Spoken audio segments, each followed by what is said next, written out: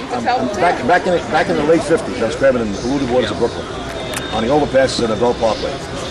Crabbed in those waters, water all polluted, okay, ignored to be polluted.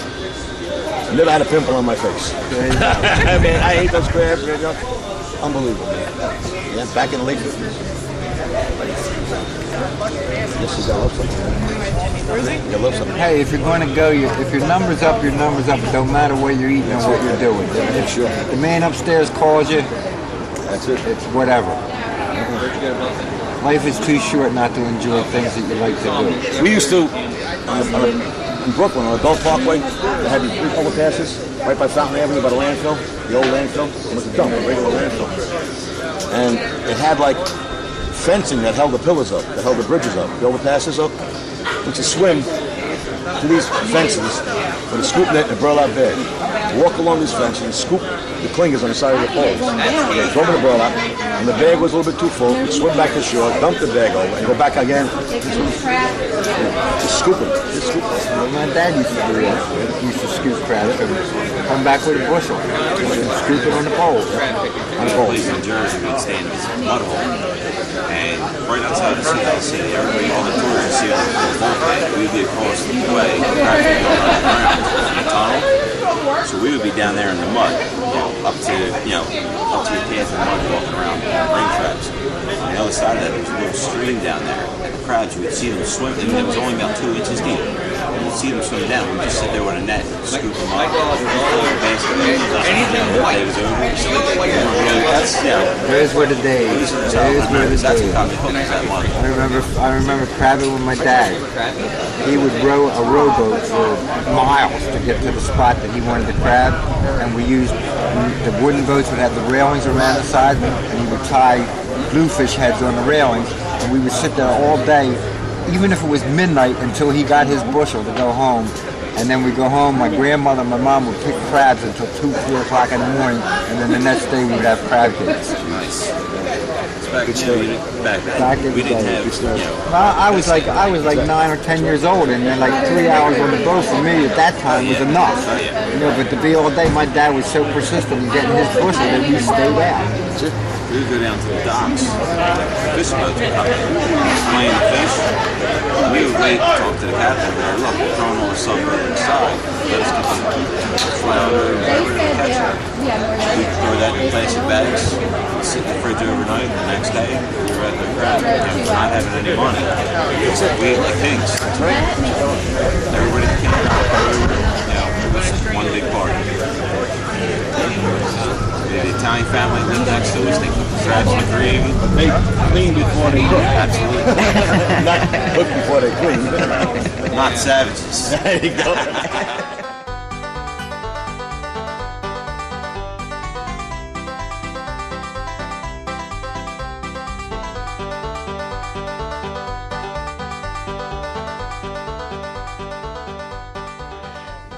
Hi, I'm Wild Turkey 101 Bob, Newcastle, Delaware. You'll usually see me around with Tattoo a lot of pictures from us crabbing together quite a bit. We crab from as early as we can in the year, typically April all the way up to November until we're freezing again, and love all the crabs we can get our hands on. Second year coming down here, it's a great time. Wouldn't miss it. Can't wait for next year. Had a couple parties up in New Jersey in the wintertime in February. Another place you got to go. Good place not to miss. Breaks up that winter monotony. So how long have you been on the forum? Since 2007 I signed up. I was on there for about a year. I was one of these lurkers and signed up in 2007 and became a lifetime member probably 3 months after I'd signed up. I liked it so much. So how long have you been crabbing? Since I was born. Grew up at Indian River Inlet, right on the water. I fished, crabbed, clammed all my life. Enjoy it. Yeah, I can just be on the water any day and love having any part.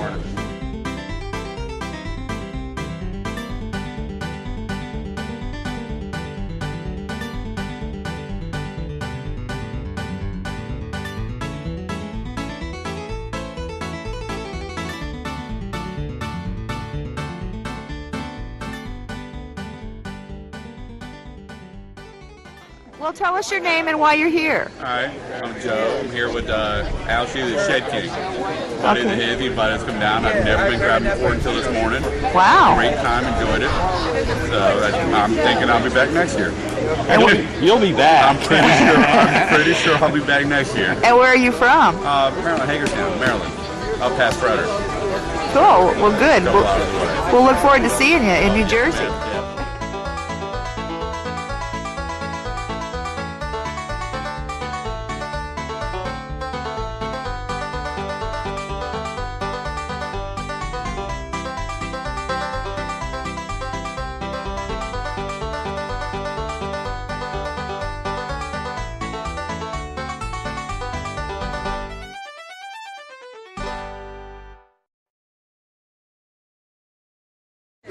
Have another beer. Anybody want it? What is this? Drawing.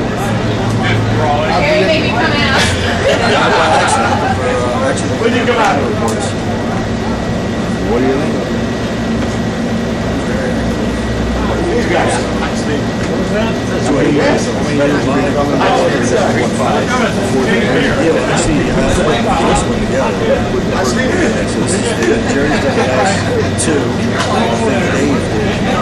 There you go. The second one. Dave and I did the first one. We have the food right now. This is the fourth one. Where do you see it? I'm glad the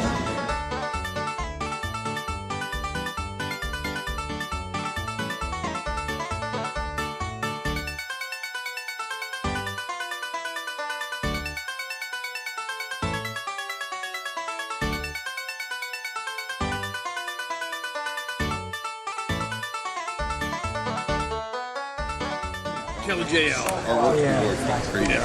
I've been on there for about 4 years, but I find I just try to keep a little bit lower profile.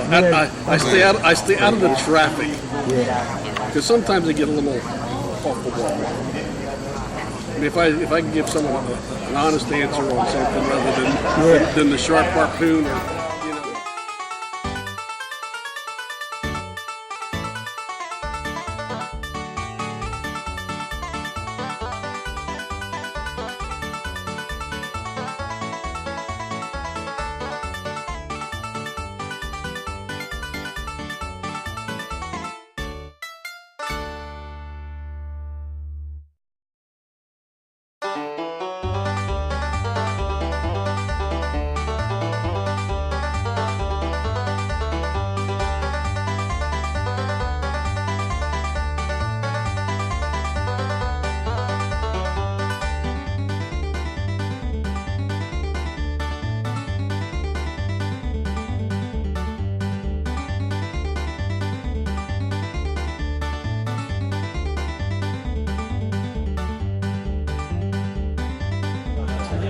I just first got on this board. And the first person I met was Steve-O.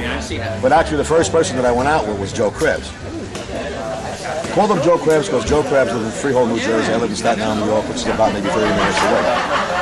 So I hooked up with Joe, and Joe told me that he was crabbing down the Wye River in Maryland. So I said, okay. I says, what do we do? How should I go about it? He said, well, what you do, you're going to meet me at my house at midnight. Now here it is, a new guy, okay? Telling my wife and my kids, I'm going to meet this guy at his house. I just met on the internet at midnight, and I finished telling all my kids, don't do this, because you got to be very careful what's going on. I said, no, the guy's got to be a good guy because he's on the forum, everybody knows him, this and that. I says, but I got to meet this guy at his house at midnight, and then from there we're going to shoot down to Maryland and jump on the water at 4 o'clock, okay, in the morning. Well, needless to say, my wife, my kids, I had to like call them every 5 minutes because they could not believe that here I am meeting a guy on the internet, right? 12 o'clock at night, going to his house, okay, and then crabbing with him on a boat in the water. So like, this was a cute story. And then after that, you know, the rest is history. Yeah. But it was a cute scene. I was just saying, you're telling somebody, you're not supposed to do that. You can't be meeting people. That's the same with me. I met Beth from New York She came all the way from New York, picked me up, taking the crab. My wife goes, "What, are you crazy? You're going out with some woman?" And no, and you go crabbing with this lady? I said, "Well, she's okay. She's on the blue crab day." What does that mean? The same thing with Bob. I mean, complete strangers. We just got to know each other. Now we're the best of friends. Yeah. I always said the same. The first person I took out the one I took out the first time, I was on the internet. Rich. My wife said, "You don't know these people." I said, "Nah, he seems like a real good guy." She's like, "Yeah, you don't know. You know, everybody can post a picture." Yeah, whatever. Pick him up. We went out. So it's back up. Was he like mean or anything? I'm like, "Nah, you don't know Rich. You gotta know Rich. If you don't know Rich, then you don't know Rich." Well, I'll tell you, when I came back home again after that trip with Joe Krabs, and I brought back, we went out and I caught, this was years ago, when I caught these huge mambo down on the Wye, which was totally different than any crab I've ever caught in New York or in Jersey. Okay, the size of them was ridiculous. And I pulled into my house, it was like, I don't know what time it was, you know, it was Thai and everything else. This was that same night, because we did it at midnight, come home. My wife says, "Are you okay? You know, is everything okay? Everything fine?" I said, took the cover of the bush last night. Well, look at these things. She goes, "Whoa!" Okay, what are you going to get? My name is John Jr., and that's my father. We have the same haircut. Who's taking him home? Mine came natural. So how long have you guys been on the forum? I've only joined in this spring. Who are you and why are you filming? We're going to put a movie on. I'm only 17. This is We'll edit you out. all right. Better. Oh, I wish you would have come over earlier and you could have filmed my 8-inch crab that I caught today. You put tape On measure Chester on it, or River. you guessing it? No, I measured him. You want to measure him? No, don't. I had to put it out there 4 times. But that's my 8-inch crab I caught on Chester River. We are about to witness the takeoff of the first manned rocket to outer space. We pick up the count. 7, 6, 5, 4, 3, 2, 1, 0. We're off to visit the planet. There are treats galore in the sky. Venus is loaded with candy, and ice cream is found upon Mars. The soda pump isn't on Saturn. When you're thirsty, it's sure to spot. And Jupiter's really jumping with popcorn that's buttered and hot. But the best of them all is the planet, where all of these treats are at hand. And that is the spot we now head for, our theater refreshment stand.